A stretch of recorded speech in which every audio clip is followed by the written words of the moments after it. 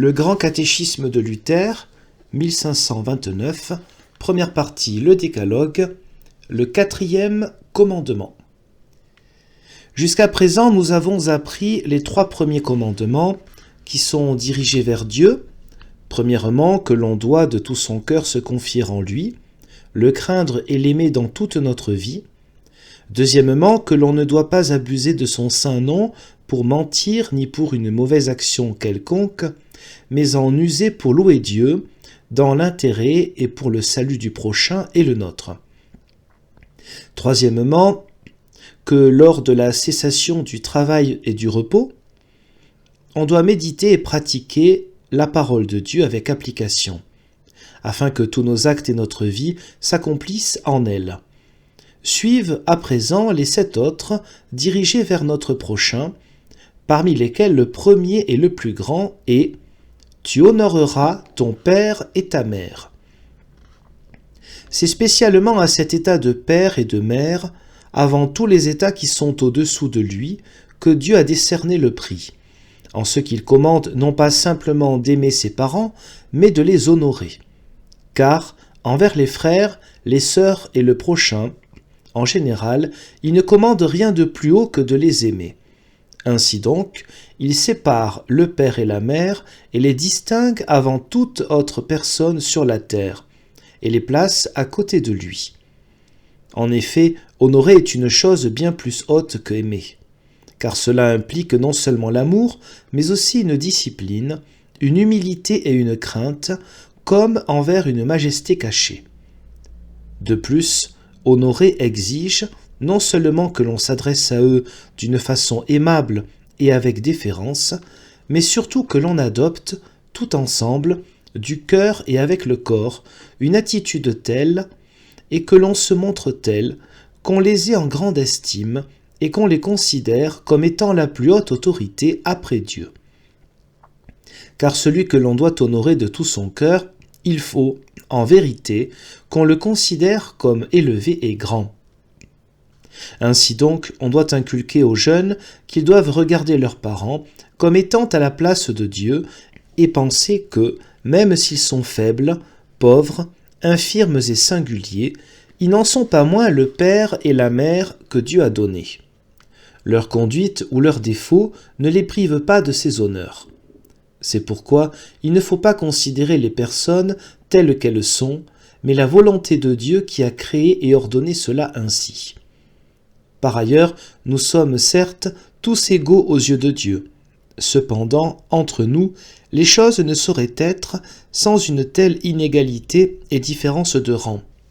C'est pourquoi il est aussi commandé par Dieu de les observer, afin que tu m'obéisses comme à ton Père et que j'ai la haute main. Apprends donc d'abord ce qu'est l'honneur envers les parents, exigé dans ce commandement, à savoir qu'on doit les considérer, avant tout, comme revêtus de gloire et de valeur, comme le plus grand trésor sur la terre, qu'ensuite, en paroles aussi, on se montre plein de retenue envers eux, qu'on ne les rembarre pas, qu'on ne leur dise pas leurs faits, qu'on ne leur demande pas raison, mais qu'on les laisse avoir raison et qu'on se taise, même s'ils en font trop. Troisièmement, qu'on leur témoigne aussi cet honneur par des actes, c'est-à-dire par le corps et les biens, afin qu'on les serve, les aide et qu'on pourvoie à leurs besoins quand ils sont vieux, malades, infirmes ou pauvres, et tout cela, non seulement de bon gré, mais avec humilité et déférence, comme si cela était fait en présence de Dieu. Car celui qui sait comment il doit les tenir en son cœur, ne les laissera souffrir ni détresse, ni faim, mais au contraire, les mettra au-dessus et à côté de lui, et leur fera part de ce qu'il a et de ce qu'il peut donner. En second lieu, vois et remarque quels grands biens et quelles saintes œuvres sont proposées ici aux enfants, que malheureusement on méprise fort et que l'on jette au vent. Et nul ne saisit que c'est Dieu qui a commandé ces choses, ou que ce sont là une parole et une doctrine sainte et divine. Car, si on les avait regardées comme telles, chacun aurait pu en conclure que ceux qui vécurent selon ces paroles ont dû, eux aussi, être de saintes gens. On n'aurait pas eu besoin d'instituer une vie monastique ou des états religieux, chaque enfant s'en serait tenu à ce commandement et aurait pu diriger sa conscience vers Dieu en disant « Si je dois faire de bonnes et saintes œuvres, je n'en sais pas de meilleur que de témoigner à mes parents tous honneur et obéissance, parce que Dieu lui-même l'a commandé. Car ce que Dieu ordonne est nécessairement, de beaucoup et de loin, plus noble que tout ce que nous pouvons imaginer nous-mêmes. Et comme on ne peut trouver aucun maître plus grand ni meilleur que Dieu, il ne peut, en vérité, y avoir non plus meilleur enseignement que celui qu'il donne lui-même. Or, il enseigne abondamment ce que nous devons faire si nous voulons faire des œuvres honnêtes et bonnes. Et, en les prescrivant, il atteste qu'elles lui sont agréables. Si donc c'est Dieu qui les prescrit, et s'il ne s'est imposé rien de meilleur, je ne saurais mieux faire. Vois-tu, de cette manière, on aurait bien instruit un enfant pieux, on l'aurait salutairement éduqué et retenu à la maison, dans l'obéissance et au service de ses parents, si bien qu'on y aurait vu un bel exemple et éprouvé de la joie. Cependant, on ne s'est pas senti obligé de mettre en valeur le commandement de Dieu. Au contraire, on l'a négligé, ou bien on a passé très vite sur lui, de telle sorte qu'un enfant ne pouvait y réfléchir et, pendant ce temps, rester bouche bée devant ce que nous avons institué, sans avoir aucunement demandé conseil à Dieu. C'est pourquoi, pour l'amour de Dieu, apprenons enfin que les jeunes, toute autre chose étant bannie de leur regard, doivent avant tout, s'ils veulent servir Dieu par de véritables bonnes œuvres, observer ce commandement, qu'ils doivent faire ce qui plaît à leur père et à leur mère, ou à celui qui les remplace. Car l'enfant qui sait et fait cela a, avant toute chose, ce grand réconfort dans le cœur qu'il peut dire, avec joie et à son éloge, contre et en dépit de tout ce qui s'applique à des œuvres choisies par eux-mêmes, « Vois-tu, cette œuvre est agréable à mon Dieu qui est aux cieux, je le sais en vérité. » Qu'ils s'avancent tous ensemble, eux qui se glorifient de leurs œuvres nombreuses, grandes, difficiles et pénibles. Voyons s'ils peuvent en présenter une seule, qui soit plus grande et plus noble que l'obéissance au Père et à la Mère, obéissance que Dieu a placée et commandée immédiatement après celle qui est due à sa propre majesté. Ainsi donc, si la parole et la volonté de Dieu s'accomplissent et sont exécutées, rien ne doit avoir plus de valeur que la volonté et la parole des parents. Et ceci de telle manière, cependant, que cette volonté reste, elle-même, soumise à Dieu et qu'elle ne s'élève pas contre les commandements précédents. C'est pourquoi tu devrais, du fond du cœur, être joyeux et remercier Dieu de ce qu'il t'a choisi et t'a rendu digne d'accomplir une œuvre aussi précieuse et aussi agréable à ses yeux. Regarde-la comme grande et précieuse, bien qu'elle soit considérée comme la moindre et la plus méprisable de toutes, non pas à cause de notre dignité, mais parce qu'elle est comprise dans ce joyau et cette relique, à savoir la parole et le commandement de Dieu, et que son accomplissement est obéissance envers celle-ci. Oh, comme tous les chartreux, moines et nonnes achèteraient cher de pouvoir présenter à Dieu, dans toute leur vie monastique, une seule œuvre qui soit faite selon son commandement, et dire d'un cœur joyeux devant sa face « Je sais que cette œuvre t'est agréable ». Où se mettront-ils, ces pauvres et misérables, lorsque, devant Dieu et le monde entier, rouges de confusion et couverts de honte, ils se tiendront devant un jeune enfant qui aura vécu selon ce commandement, et qu'ils devront confesser qu'avec toute leur vie, ils n'ont pas été dignes de lui tendre un verre d'eau. À cause de la perversion diabolique par laquelle ils foulent aux pieds le commandement de Dieu, ils ont ce qu'ils méritent lorsqu'ils sont contraints de se martyriser, vainement, par des œuvres de leur propre invention, et que, par surcroît, ils ont dommage et dérision pour récompense.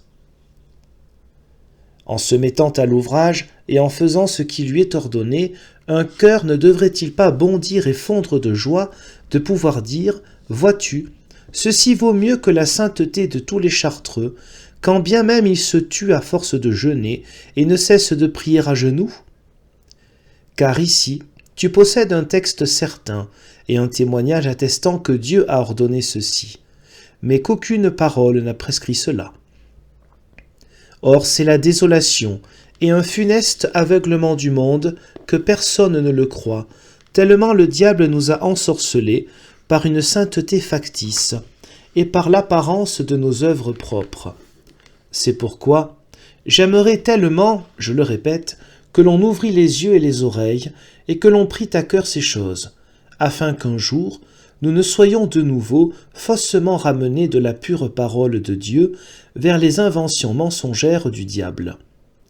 Il en résulterait assurément aussi que les parents auraient en leur maison d'autant plus de joie, d'affection, d'amitié et de concorde, et que les enfants pourraient gagner tout leur cœur. Inversement, quand ils sont obstinés, quand ils ne font ce qu'ils doivent que si on leur met un gourdin sur le dos, ils irritent, à la fois Dieu et leurs parents. Par là, ils se privent eux-mêmes de ce trésor et de cette joie de la conscience, et n'amassent que malheur. Ainsi s'explique ce qui se passe de nos jours dans le monde, comme chacun le déplore, à savoir que tout ensemble, les jeunes gens, comme les vieillards, sont emportés et indoptables, n'ont ni crainte ni respect, ne font rien s'ils n'y sont contraints par des coups, et, les uns dans le dos des autres, se calomnient et se dénigrent autant qu'ils le peuvent. De là vient aussi que Dieu sévit de telle manière qu'ils tombent dans toutes sortes de malheurs et de misères, les parents eux-mêmes, en général, ne savent rien, un fou est dû que l'autre, les enfants vivent comme ont vécu les parents. C'est là, dis-je, la première et la plus grande des choses qui doit nous pousser à observer ce commandement. Et c'est pourquoi, si nous n'avions ni père ni mère, nous devrions souhaiter que Dieu nous présentât un bloc de bois et une pierre que nous puissions appeler notre père ou notre mère. Combien plus, puisqu'il nous a donné des parents vivants, devons-nous être heureux de pouvoir leur témoigner honneur et obéissance. Car nous savons que cela plaît fort à la haute majesté et à tous les anges, et que cela contrarie tous les diables. De plus, que c'est l'œuvre la plus haute que l'on puisse accomplir, après le culte suprême dû à Dieu, compris dans les commandements précédents. Ainsi, faire des aumônes et toutes autres œuvres envers le prochain ne sont pas encore égales à celles-ci. En effet, Dieu a mis au sommet cet état, il en a même fait son représentant sur la terre. Cette volonté et ce plaisir de Dieu doivent être pour nous un motif et un stimulant suffisant pour que nous fassions, de bon gré et avec joie, ce que nous pouvons. En outre, nous avons aussi le devoir, aux yeux du monde, d'être reconnaissants des bienfaits et de tous les biens que nous tenons de nos parents. Mais là, une fois de plus, le diable règne dans le monde. Les enfants oublient les parents, comme nous tous nous oublions Dieu, et nul ne se rappelle que c'est Dieu qui nous nourrit, nous garde, nous protège et nous donne tant de bien pour le corps et pour l'âme, et, en particulier, quand vient une heure mauvaise, nous nous irritons et murmurons avec impatience. Et bien loin sont emportés tous les bienfaits que nous avons reçus au cours de notre vie. Nous agissons de même envers nos parents, et il n'est pas un enfant qui reconnaisse et se rappelle ces choses, à moins que le Saint-Esprit ne lui en fasse la grâce. Cette mauvaise nature du monde, Dieu la connaît bien. C'est pourquoi il nous fait souvenir et nous exerce par ses commandements, afin que chacun se rappelle ce que ses parents ont fait pour lui. Il découvre ainsi que c'est d'eux qu'il a le corps et la vie. De plus, que par eux il a été nourri, alors que, sans eux, il aurait été étouffé, 100 fois, dans son ordure. Aussi est-ce à bon droit et à bon escient qu'il a été dit par des sages de l'Antiquité « Deo parentibus et magistris non potest satis gratiae rependi », c'est-à-dire « À Dieu, à nos parents et à nos maîtres, on ne pourra jamais témoigner assez de gratitude, ni rendre assez. » Celui qui considère cela et qui y réfléchit rendra à ses parents, sans y être contraint, tous les honneurs et les choiera comme étant ceux par qui Dieu a témoigné tout bienfait. Outre tout cela, ceci aussi doit être un grand motif nous stimulant encore davantage, à savoir que Dieu joint à ce commandement une douce promesse en disant « afin que tu aies une longue vie dans le pays où tu habites ». Tu vois toi-même ici quelle grande importance Dieu attache à ce commandement, car il n'exprime pas seulement que cela lui est agréable, la joie et le plaisir qu'il y prend, mais que, pour nous aussi, les choses doivent tourner favorablement et se développer pour le mieux, de telle sorte que nous puissions mener une vie douce, heureuse, entourée de tout bien. C'est pourquoi saint Paul, lui aussi, le souligne fortement dans Éphésiens 6, et l'exalte en disant « C'est le premier commandement accompagné d'une promesse, afin que tu sois heureux et que tu vives longtemps sur la terre. » En effet, si même les autres contiennent aussi leurs promesses, à aucun cependant elle n'est attachée en étant aussi clairement formulée. Tu as maintenant le fruit et la récompense. Celui qui l'observe aura des jours heureux, le bonheur et la prospérité. Inversement aussi, le châtiment. Celui qui désobéit mourra d'autant plus tôt et ne jouira pas de la vie. En effet, avoir une longue vie ne signifie pas seulement, dans l'Écriture, atteindre un âge avancé, mais avoir tout ce qui fait partie d'une longue vie, comme, par exemple, santé, femmes et enfants, nourriture, paix, bon gouvernement, etc., choses sans lesquelles cette vie ne saurait être heureuse ni subsister à la longue. Si maintenant tu ne veux pas obéir à ton père et à ta mère et te laisser éduquer, obéis au bourreau, et si tu n'obéis pas à celui-ci, obéis à celle qui allonge nos jambes, c'est-à-dire à la mort. Car voici en bref ce que Dieu veut avoir. Ou bien si tu lui obéis, si tu l'aimes et le sers, il te le rendra surabondamment, en te comblant de biens. Ou bien si tu l'irrites, il t'enverra à la fois la mort et le bourreau. D'où viennent tant de vauriens que l'on est, journellement, obligé de pendre, de décapiter et de rouer, sinon de cette désobéissance, car ils ne se laissent pas éduquer avec bonté, et ainsi, sous l'effet du châtiment de Dieu, ils en arrivent au point que l'on voit en eux calamité et chagrin du cœur. En effet, il est bien rare que de tels scélérats meurent d'une mort naturelle et venant à son heure. Les hommes pieux et obéissants reçoivent cette bénédiction, qu'ils jouissent paisiblement d'une longue vie et qu'ils voient les enfants de leurs enfants, comme il a été dit plus haut, jusqu'à la 3e et à la 4e génération. De même, l'expérience le prouve, là où il existe de vieilles et honorables familles qui sont dans l'aisance et ont beaucoup d'enfants, cela est venu, assurément, de ce qu'un certain nombre d'entre eux ont été bien élevés et ont eu des égards pour leurs parents. Inversement, au sujet des impies, il est écrit au psaume 109 que ses descendants soient exterminés et que leur nom s'éteigne en une seule génération. C'est pourquoi tiens-toi pour dit que Dieu attache une grande importance à l'obéissance, puisqu'il la place si haut, qu'il y prend un si grand plaisir, qu'il la récompense abondamment, de plus qu'il veille si rigoureusement à punir ceux qui désobéissent. Je dis tout cela afin que l'on inculque ces choses à la jeunesse, car nul n'imagine combien ce commandement est nécessaire, et cependant, jusqu'à présent, sous la papauté, on ne le respectait ni ne l'enseignait. Ce sont des paroles toutes simples, chacun s'imagine savoir ces choses sans plus. Aussi passe-t-on sur elles, et reste-t-on bouche bée devant d'autres choses.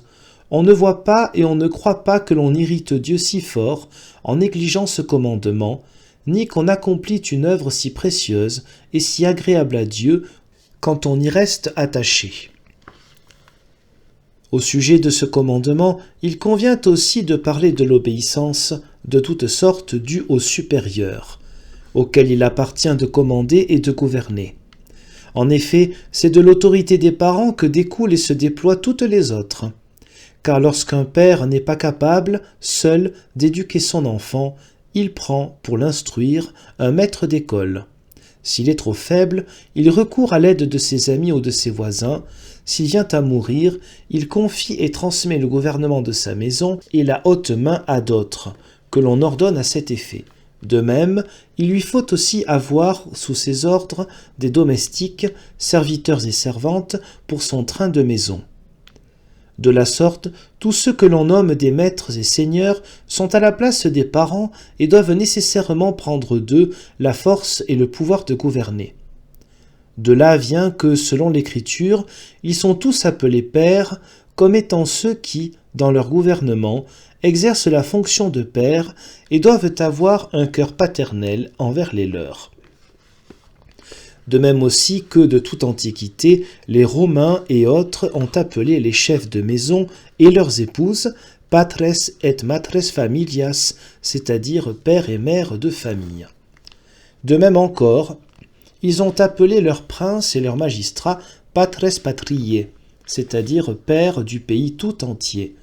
Pour notre grande honte, à nous qui voulons être des chrétiens, de ne pas, nous aussi, les appeler ainsi, ou du moins, de ne pas les tenir et les honorer comme tels. Or, ce qu'un enfant doit à son père et à sa mère, tous ceux qui sont compris dans la maison le doivent aussi. C'est pourquoi, serviteurs et servantes doivent veiller à ne pas être simplement obéissants envers leurs maîtres et leurs maîtresses, mais encore à les honorer comme leur propre père et mère, et à faire tout ce qu'ils savent que l'on veut avoir d'eux, non par contrainte et à contre-cœur, mais avec plaisir et avec joie, précisément pour la raison, énoncée plus haut, que c'est le commandement de Dieu, et que cela lui est agréable, plus que toutes les autres œuvres. À cause de cela, il devrait par surcroît verser un salaire et être heureux de pouvoir avoir des maîtres et des maîtresses, d'avoir cette conscience joyeuse et de savoir comment faire de vraies œuvres d'or qui, jusqu'à présent, avaient perdu leur éclat et avaient été méprisées, tandis que chacun, au nom du diable, s'empressait d'entrer au couvent, de faire des pèlerinages et d'acheter des indulgences, à son grand dommage et avec mauvaise conscience. Si l'on pouvait inculquer cela au pauvre peuple, une servante sauterait de joie, louerait et remercierait Dieu, et par son travail ordinaire, pour lequel d'ailleurs elle reçoit nourriture et salaire, pourrait acquérir ce trésor que ceux que l'on regarde comme les plus grands saints ne possèdent pas. N'est-ce pas une juste gloire que de savoir cela et de se dire « Si tu accomplis tes tâches domestiques chaque jour, cela vaut mieux que la sainteté et la vie austère de tous les moines ?» Et, de plus, tu as la promesse que tout te réussira et ira bien pour toi. Comment veux-tu être plus heureux ou vivre plus saintement sous le rapport des œuvres ? Car devant Dieu, c'est, à proprement parler, la foi qui sanctifie et qui seule le sert, mais les œuvres servent les hommes. Tu as donc tous les biens, tu es protégé et couvert par le Seigneur, tu as une conscience joyeuse et un Dieu clément qui entend te le rendre au centuple, et tu es un vrai gentilhomme, pourvu que tu sois pieux et obéissant. Mais, dans le cas contraire, tu as tout d'abord la colère de Dieu et sa défaveur, tu perds la paix du cœur, et tu as ensuite toutes les calamités et les malheurs. Celui que ces choses ne peuvent toucher et rendre pieux, nous le remettons au bourreau et à celle qui allonge nos jambes. Aussi, que ceux qui veulent se laisser instruire songent que pour Dieu, ce n'est pas un badinage. Sache que c'est Dieu qui te parle et qu'il exige l'obéissance. Si tu lui obéis, tu es un enfant bien-aimé, mais si tu méprises ces choses, que la honte, la misère et la douleur soient ta récompense. De même, il convient aussi de parler de l'obéissance à l'autorité temporelle, qui procède tout entière, comme il a été dit, de l'état de père et s'étend extrêmement loin. En effet, il ne s'agit pas ici d'un père saisi isolément, mais d'un père qui l'est autant de fois qu'il a d'habitants en son pays, citoyens ou sujets. Car par eux, comme par nos parents, Dieu nous donne et nous conserve la nourriture, la maison et son train, la protection et la sécurité. C'est pourquoi, puisqu'ils portent ce nom et ce titre comme leur plus haute gloire, en tout honneur, nous sommes aussi tenus de les honorer et les révérer comme le trésor de la plus haute valeur et le joyau le plus précieux qui soit sur la terre. Celui qui, ici, obéit de bon cœur, qui est serviable et qui s'acquitte avec plaisir de tout ce qui concerne l'honneur, sait qu'il fait ce qui est agréable à Dieu et aura pour récompense la joie et le bonheur. S'il ne veut pas le faire avec amour, mais mépriser et s'opposer ou mener grand bruit, qu'il sache aussi, à l'inverse, qu'il n'y aura pour lui ni grâce ni bénédiction. Et s'il pense gagner par là un florin, qu'il sache qu'en revanche il perdra, d'un autre côté, 10 fois plus, ou qu'il tombera entre les mains du bourreau, qu'il périra par la guerre, la peste et la disette, ou que ses enfants ne lui donneront aucune satisfaction, qu'il lui faudra endurer de ses serviteurs, de ses voisins ou des étrangers et des tyrans, dommages, injustice et violence. C'est ainsi que nous revient ce que nous cherchons, et que nous est payé ce que nous méritons. Si l'on pouvait nous dire, ne serait-ce qu'une seule fois, que de telles œuvres sont agréables à Dieu et qu'elles reçoivent une si riche récompense, nous siégerions dans l'opulence et nous posséderions ce que notre cœur désire. Mais, puisqu'on méprise la parole et le commandement de Dieu, comme si c'était n'importe quel vendeur de gaufres qui les avait énoncés, fais voir aussi si tu es homme à braver Dieu. Comme il lui sera difficile, assurément, de te payer en retour. C'est pourquoi mieux vaut pour toi que tu vives avec la faveur de Dieu, la paix et le bonheur, plutôt qu'avec la défaveur et le malheur. Pourquoi le monde, à ton avis, est-il à présent si plein d'infidélité, de honte, de misère et de crime, si ce n'est parce que chacun veut être son propre maître et, affranchi de toute autorité, ne tenir compte de personne et faire tout ce qui lui plaît. De là vient que Dieu punit un malfaiteur par un autre, si tu trompes ton maître ou si tu le méprises. Un autre surviendra qui agira de même envers toi, bien plus dans ta propre maison, ta femme, tes enfants ou tes serviteurs t'en feront voir 10 fois plus. Nous nous sentons malheureux, nous murmurons et nous nous plaignons de l'infidélité, de la violence et de l'injustice, mais nous ne voulons pas voir que nous sommes, nous-mêmes, des coquins qui ont bien mérité le châtiment, et que, malgré celui-ci, nous ne nous amendons d'aucune manière. Nous repoussons la grâce et le bonheur, c'est pourquoi nous n'avons, comme de juste, que des maux, sans aucune miséricorde. Il faut qu'il y ait encore des hommes pieux sur la terre, pour que Dieu nous laisse encore tant de bien. Quant à nous, nous ne devrions pas garder un sou à la maison, ni un brin de paille dans les champs.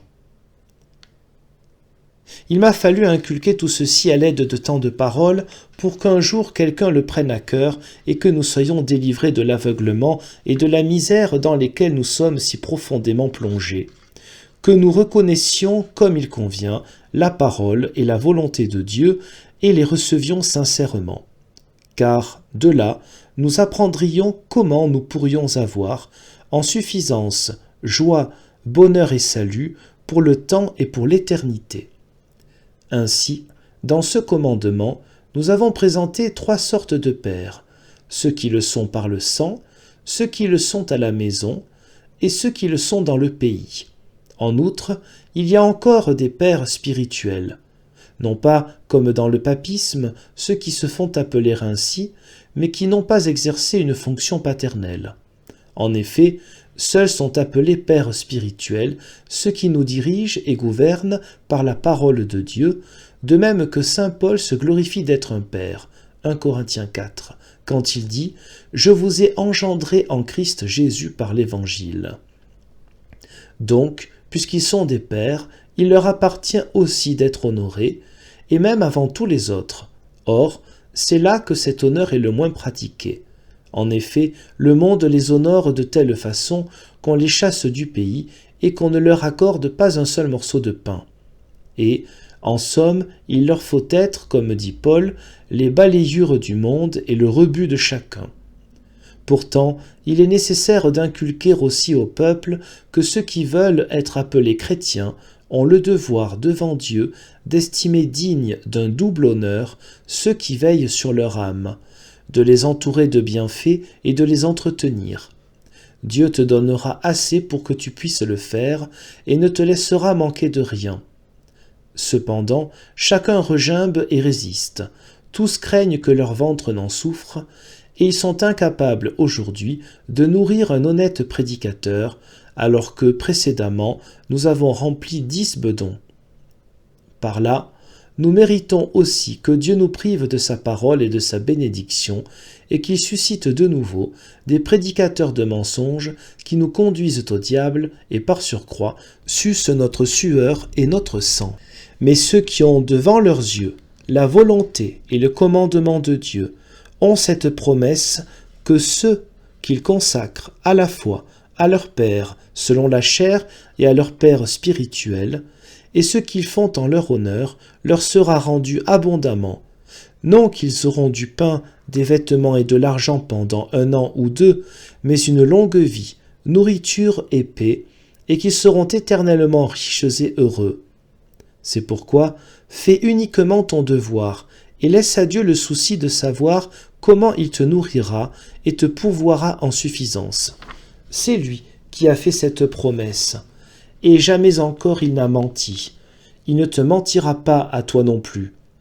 Ceci devrait nous stimuler d'autant plus et nous faire un cœur capable de fondre de plaisir et d'amour envers ceux que nous avons le devoir d'honorer.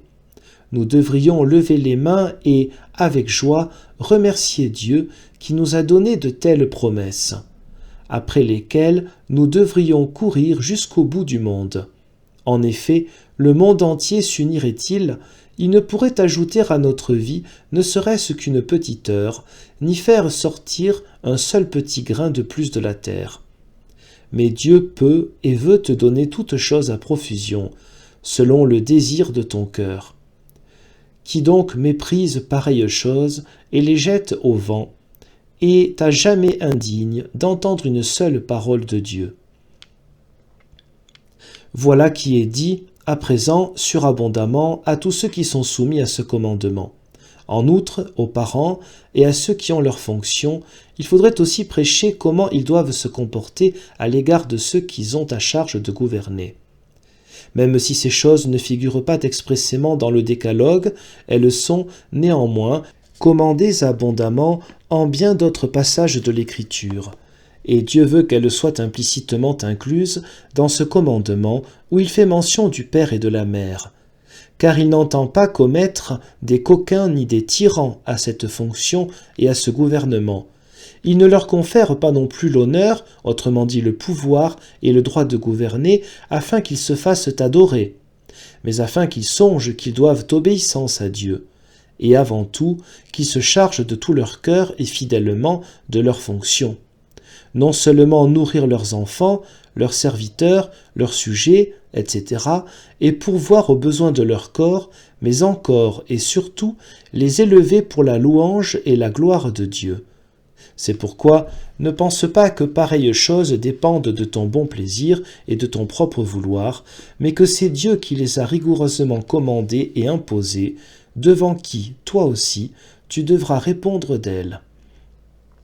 Or, là est, une fois de plus, cette désolante calamité, que personne ne prend garde et ne fait attention à ces choses.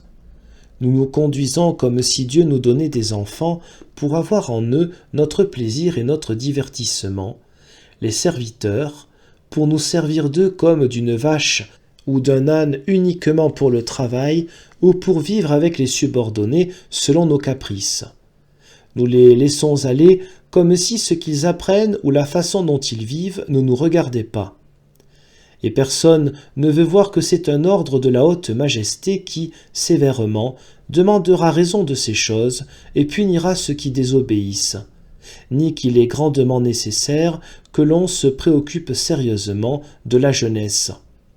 Car, si nous voulons avoir des hommes de valeur, aptes, tout ensemble, au gouvernement temporel et spirituel, nous ne devons épargner, en vérité, ni zèle, ni peine, ni frais quant à nos enfants, pour les instruire et les élever de telle sorte qu'ils puissent servir Dieu et le monde, et ne pas songer seulement comment nous amasserons pour eux argent et biens, car Dieu peut, assurément, sans nous, les nourrir et les enrichir, ainsi qu'il le fait aussi quotidiennement.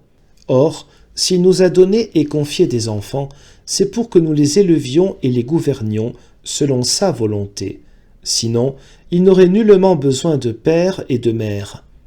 Aussi, que chacun sache qu'il a le devoir, sous peine de perdre la grâce divine, d'élever ses enfants, avant toute chose, dans la crainte et la connaissance de Dieu, et, s'ils sont aptes, de faire également qu'ils apprennent et étudient, afin qu'on puisse faire appel à eux là où cela est nécessaire. Si l'on faisait pareille chose, Dieu nous bénirait abondamment et nous accorderait la grâce d'élever de tels gens dont le pays et ses habitants tireraient avantage. De plus, des citoyens bien éduqués, des femmes honnêtes et attachées à leur intérieur, qui, par la suite, pourraient, à l'avenir, élever dans la piété leurs enfants et leurs domestiques. Représente-toi, alors, quel tort épouvantable tu commets, là où tu es négligent en ces choses, et où, par ta faute, un enfant ne reçoit pas une éducation utile et salutaire, et comment, par surcroît, tu attires sur toi tous les péchés et la colère, et, par conséquent, à cause de tes propres enfants, tu mérites l'enfer, même si, hormis cela, tu es pieux et saint. C'est parce qu'on méprise ces choses que Dieu punit le monde si abominablement et que l'on n'a pas de discipline, d'autorité ni de paix. De cela, nous nous plaignons tous, mais nous ne voyons pas que c'est notre faute, car c'est à la manière dont nous les éduquons que nous devons d'avoir des subordonnés dépravés et désobéissants. Que ceci suffise pour cette exhortation, car développer plus amplement ces choses appartient à un autre temps.